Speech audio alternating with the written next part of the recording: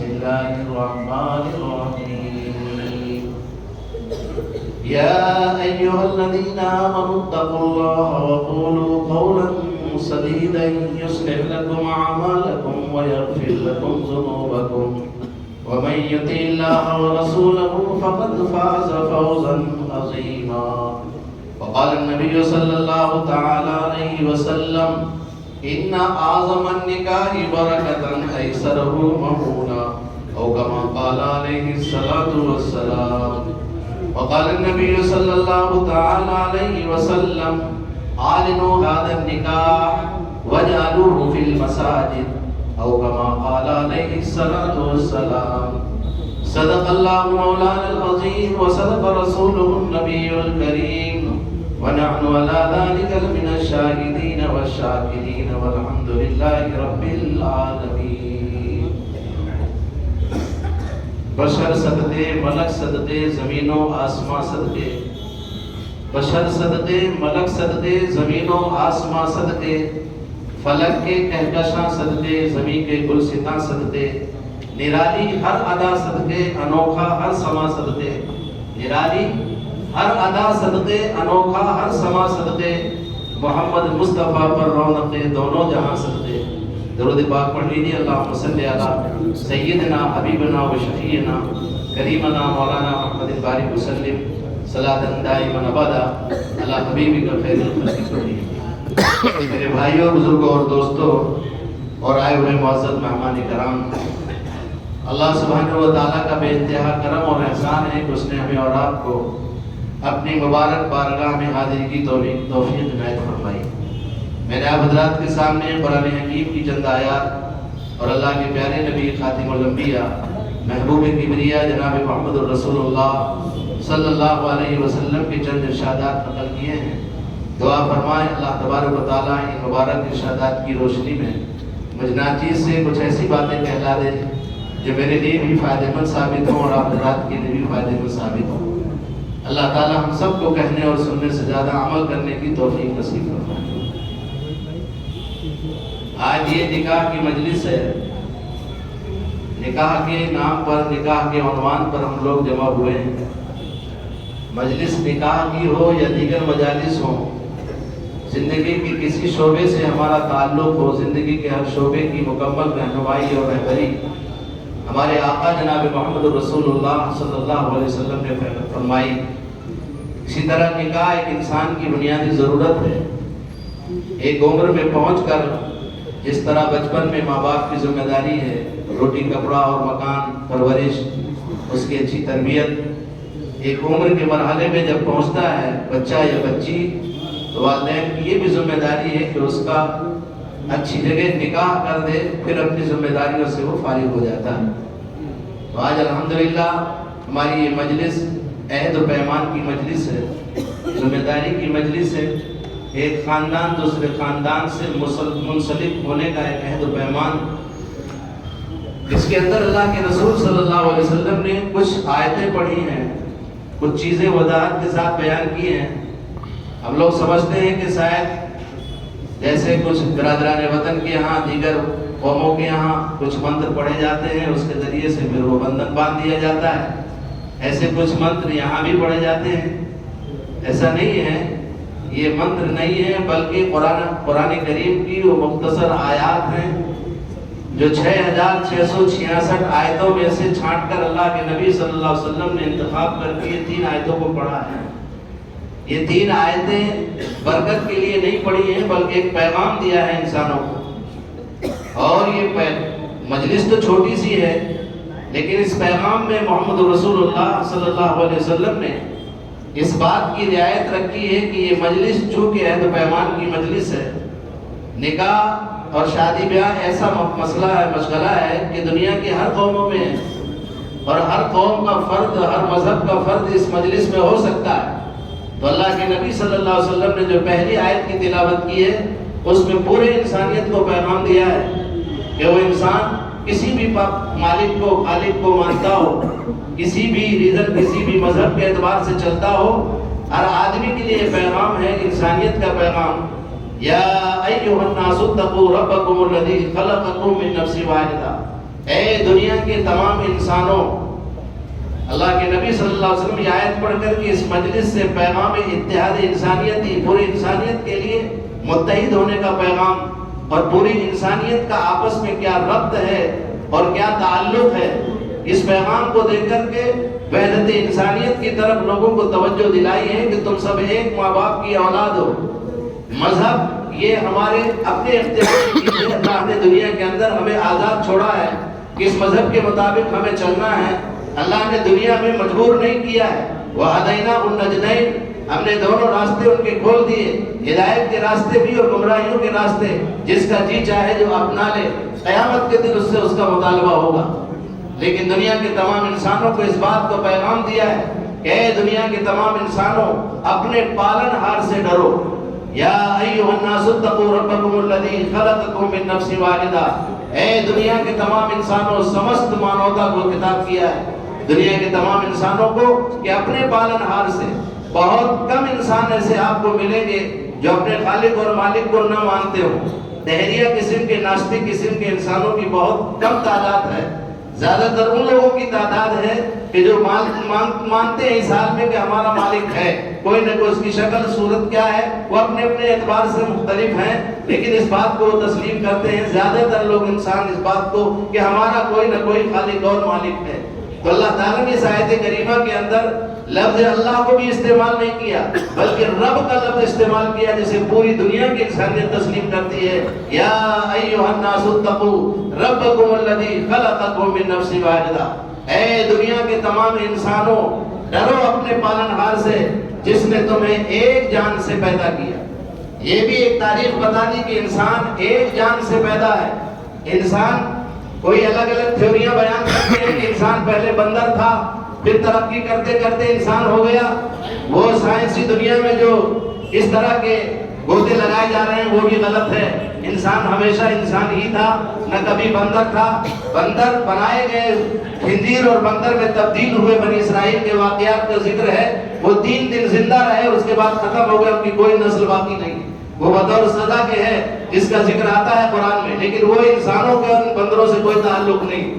انسان شروع سے انسان ہے اور حضرت آدم کے خوبصورت پتلے سے انسان کا وجود، اور اللہ نے قرآن کریم کے اندر اس کو درسایا ہے۔ یا ایھا الناس اتقوا ربکم الذی خلقکم من نفس واحدہ، اے دنیا کے تمام انسانوں، ڈرو اپنے پالن ہار سے جس نے تمہیں ایک جان سے پیدا کیا۔ وہ جان کون ہے؟ حضرت آدم۔ خلق منھا زوجھا، پھر اسی نفس سے، اسی جان سے اس کے جوڑے کو بنایا، یعنی حضرت حوا کو پیدا فرمایا۔ خلق منھا زوجھا وبث منہما، پھر تثنیہ کا یعنی 2 وچن استعمال کیے، وبث منہما، پھر ان دونوں کے ملاپ سے، بث منہما رجالا کثیرا ونساء، بہت سے مردوں کو اور بہت سی عورتوں کو اللہ نے روئے زمین کے اندر پھیلا دیا۔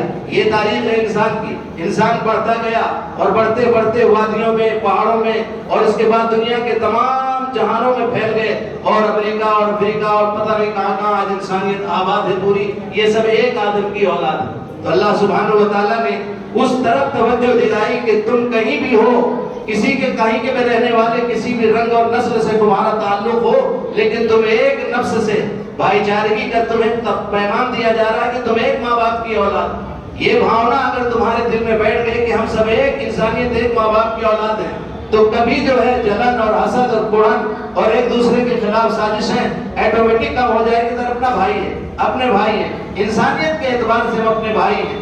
باقی دنیا کے اعتبار سے، رہن سہن کے اعتبار سے الگ الگ، ایک گھر میں 4 بھائی ہوتے ہیں، کوئی کلکٹر ہے، کوئی ایس پی ہے، کوئی کسی ڈپارٹمنٹ میں، کوئی تعلیمی ڈپارٹمنٹ میں، الگ الگ آدمی اپنے اپنے ڈپارٹمنٹ کی تعریف کرتا ہے، لیکن کبھی لڑتے ہوئے دیکھا ہے؟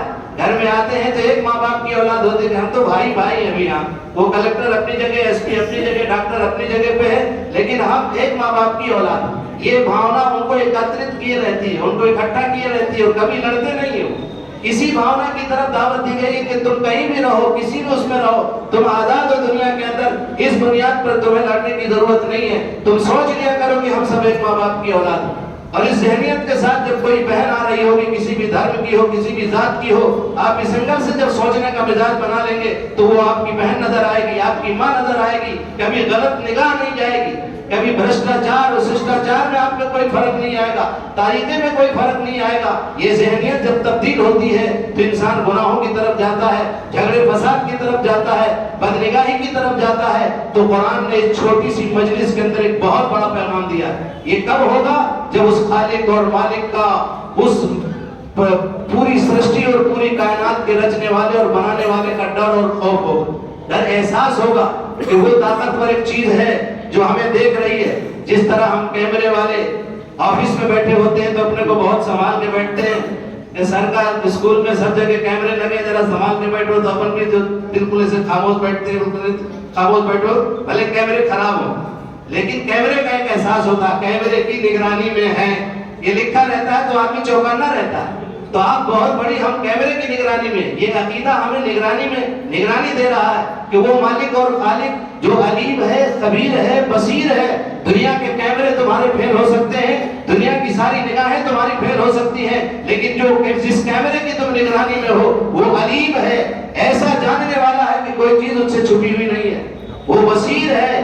اور حضور اکرم صلی اللہ علیہ وسلم، قربان جائیے رحمت دو عالم صلی اللہ علیہ وسلم کی ذات عالی پر کہ آپ نے ایسے صفات کو سمجھایا ہے کہ ایسا بصیر ہے، ایسا سمیع ہے کہ کالی رات ہو، کالا پہاڑ ہو اور کالی چینٹی ہو، کالی چینٹی بصارت کی بصیر ایسا ہے کہ کالی چینٹی چھوٹا سا حصہ وہ بھی کالے پہاڑ میں چل رہی ہو تو کچھ بھی نہیں دکھے گا، وہ بھی کالی رات ہو، گھنا گھور کالی رات، اس رات میں کالی چینٹی کالے پہاڑ میں چل رہی ہو، پھر اس کو کون دیکھ سکتا ہے؟ ایسا باریک بھی وہ ذات ہے جس کی تم نگرانی میں ہو۔ جب اس احساس کے ساتھ دنیا کے اندر زندگی گزارو گے تو رات کی تنہائیوں میں بھی ظلم نہیں کرو گے، پیٹھ پیچھے بھی بغاوت نہیں کرو گے، پیٹھ پیچھے بھی ایک دوسرے کے خلاف کوئی سازشیں نہیں کرو گے کہ میرا مالک مجھے دیکھ رہا ہے۔ ہم دنیا کو بیوقوف بنا سکتے ہیں، دنیا کو مطمئن کر سکتے ہیں، اپنی چرب زبانی سے ہم دنیا کو سمجھا سکتے ہیں، لیکن وہ خالق اور مالک جو ہمیں دیکھ رہا ہے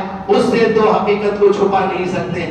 اس لیے دونوں فریق یہاں بیٹھے ہوئے ہیں، بچے والے بھی اور بچی والے بھی، ایک عہد پیمان ہو رہا ہے، اس عہد کے ذریعے سے پیغام دیا جا رہا ہے، یہ زندگی کا بندھن بن رہا ہے۔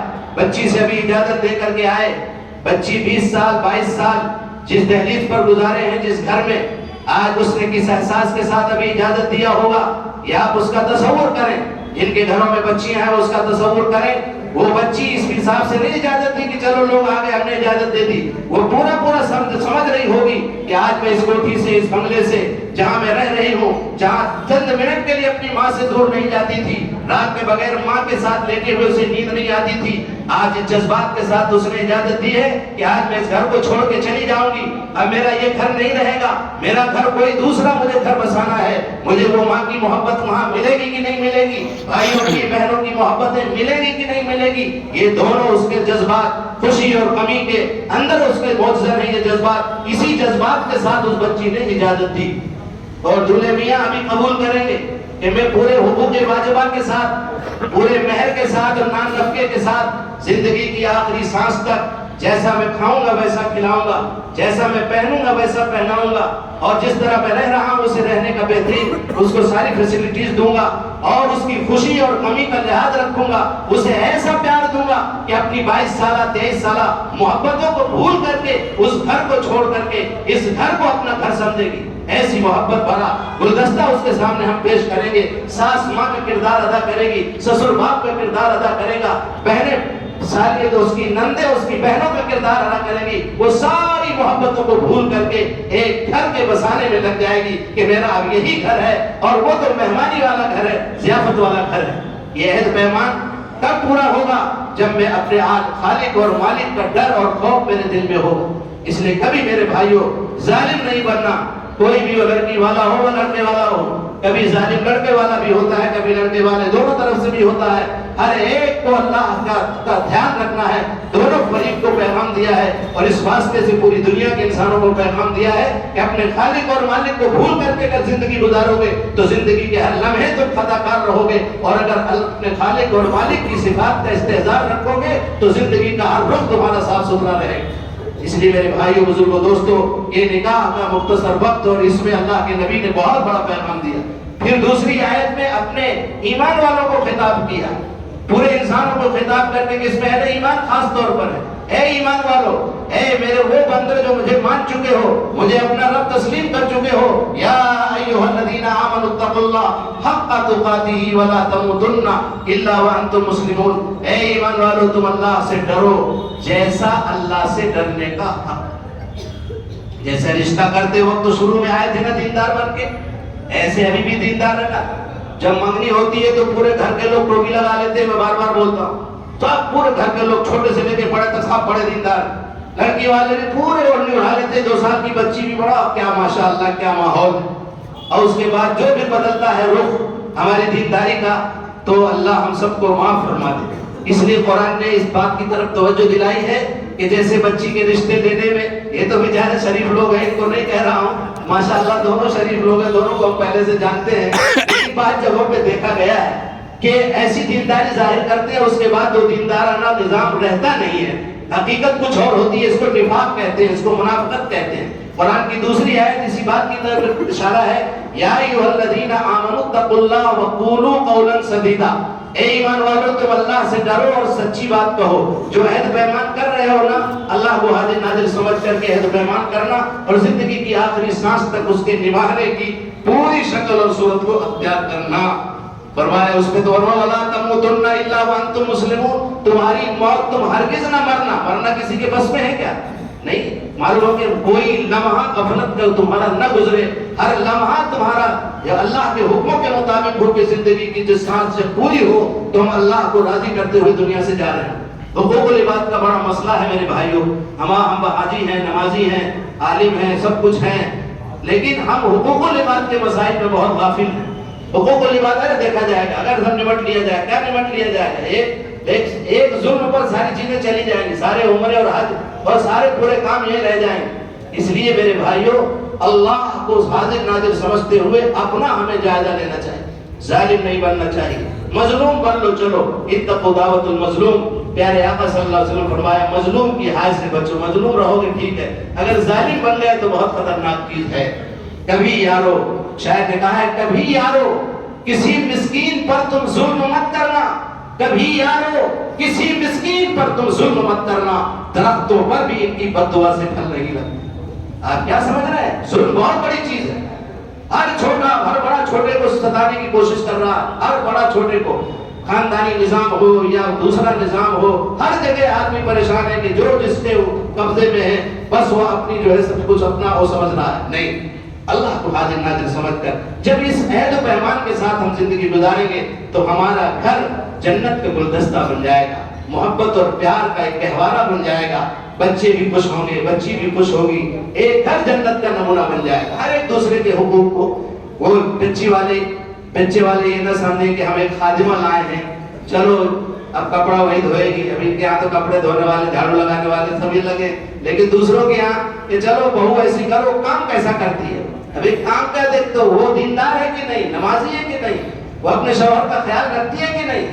ہاں، شوہر پرست ہونا یہ بیٹی کی بہت بڑی خوبی ہے، شوہر کے ساتھ جو حسن سلوک، شوہر کے گھر والوں کے ساتھ حسن سلوک، بدتمیز تو نہیں ہے، اسے ادب سکھایا جائے، یہ بچی والوں کی ذمہ داری، اور بچوں والی کی ذمہ داری یہ ہے کہ بیٹا اب اس کا کوئی نہیں ہے، تم جو ہے اب تم اس کے سب کچھ ہو، اس کے دل کا مرہم تم ہی ہو۔ ہوتا یہ ہے کہ بچہ جو ہے ابھی تک تو اب جب وہ حقوق ادا کرنے لگتا ہے تو تھوڑا سا فرق تو پڑتا ہے نا۔ اب آتے ہیں حضرت ذرا تعبیر دے دیجیے، وہ بچے کی جب سے شادی ہوئی ہے نا، کچھ ایسا لگتا ہے کہ کچھ بدل گیا ہے، اس کو کچھ سسرال والوں نے ساتھ کھلا پلا دیا ہے، کچھ کر دیا۔ ارے بھائی اللہ کے بندے، نئی زندگی اس کی بسی ہے، اس کے نئی زندگی، نئے تعلقات ہوئے ہیں، لیکن اس کے لیے بھی کہا کہ بھئی اتنا زیادہ نہ ریچ جاؤ کہ پرانی نئی خالائیں ملنے سے پرانی خالہ بھول جاؤ، پرانی ماں کو بھول جاؤ۔ عجیب چوراہے پہ کھڑا ہوتا ہے بچہ، اس لیے تو قرآن کی آیتیں سنائی نہیں، جو اللہ کو سامنے رکھے گا انشاءاللہ سارے حقوق ادا کرے گا۔ اب ابا کو بھول جا کے، ارے ابا رجا ذرا وہاں سے، تو ابا کو فیل ہونے لگے کہ یار زندگی بھر تو ہم نے پڑھایا لکھایا، سی اے بنایا، سب کچھ بنایا کہ ہماری کمپنی میں کام کرے گا، یہ تو ادھر خزانہ کمپنی میں چلا گیا، ایسا نہیں ہو گیا۔ تو اب یہ پریشان ہو کہ نہیں، خزانہ میں بھی جائے گا، وہاں اس کا احترام کرے گا، اور یہاں سی اے میں تو انہیں کا دیکھے گا۔ تو اس لیے یہ ساری چیزیں بچہ اپنا بیلنس برابر رکھے، ایسی بچی اس کو یہ احساس نہ ہو، وہ وہاں کے جو بچیاں گھر میں رہ کر اپنا یہی ماں ہے میری، اس کو خوش کرنا ہے، اپنے شوہر کو خوش کرنا ہے، اس کی خوشی اور غمی کا مجھے خیال زیادہ رکھنا ہے۔ اپنی ماں کہاں جائے گا؟ اپنی ماں تو اپنی ماں، باپ کہاں جائے گا؟ باپ تو ہمیشہ خوش رہے گا۔ یہ ساری چیزیں بچی کے ذہن میں ہو اور بچے کے ذہن میں ہو تو انشاءاللہ بہت خوشگوار زندگی گزرے گی۔ اللہ تعالیٰ ہم سب کو نبی رحمت حضرت محمد مصطفیٰ صلی اللہ علیہ وسلم کے طریقے کے مطابق زندگی کے تمام شعبوں میں، چاہے ہمارے معاملات ہوں، معاشرت ہوں، اور کہیں کا بھی معاملہ ہو، خوشی اور غمی میں پیارے آقا صلی اللہ علیہ وسلم کے نورانی طریقے پر عمل کی توفیق نصیب فرمائے۔ قابل مبارکباد ہے ماشاءاللہ، یہ بھی مالدار ہیں، اللہ نے ان کو بھی مال دیا، مال اسباب کے ہوتے ہوئے پھر سادگی کے ساتھ بیٹا بھی ماشاءاللہ دولہے بھی ہیں بالکل سادے، اور سب نکاح سادگی کے ساتھ ہو رہا ہے، اللہ مبارک فرمائے۔ اور ہمارے جو ہے نانا میاں بھی آ گئے ہیں، ہمارے عبد القیوم بھائی، اللہ ان کو صحت اور عافیت عطا فرمائے، ان کی نواسی ہے، اور سب لوگ اپنے قریبی لوگ ہیں، اللہ تعالیٰ سب کو حسن خوبی کے ساتھ رہنا نصیب فرمائے، اس ہونے والے نکاح میں برکت نصیب فرمائے۔ وآخر دعوانا ان الحمدللہ رب العالمین۔